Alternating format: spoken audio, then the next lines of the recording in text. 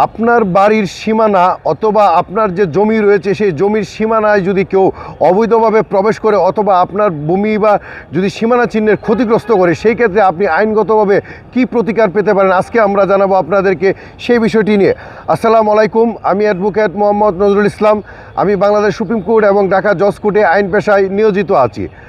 আপনার বৈধ দখলীয় যে জমি রয়েছে বা আপনার যে বাড়ি রয়েছে, সেই বাড়ি বা জমির যদি সীমানা চিহ্নে কেউ প্রবেশ করে অবৈধভাবে, অথবা আপনার যে সীমানা চিহ্ন রয়েছে সেটি যদি ক্ষতিগ্রস্ত করে, অথবা আপনার যে বৈধ দখলীয় যে সম্পত্তি বা বাড়ি রয়েছে তার ভিতরে প্রবেশ করে তার গাছপালা বা বৃক্ষ বা ফসলাদি ক্ষতিগ্রস্ত করে বা স্থাপনার ক্ষতিগ্রস্ত করে, সেই ক্ষেত্রে আপনি যদি ভূমি অপরাধ প্রতিরোধ ও প্রতিকার আইনে তার বিরুদ্ধে মামলা দায়ের করেন, সেক্ষেত্রে যদি বিষয়টি প্রমাণিত হয় তাহলে কিন্তু আদালত তাকে উক্ত ব্যক্তিকে সর্বোচ্চ 2 বছর পর্যন্ত জেল জরিমানা করে দিতে পারে।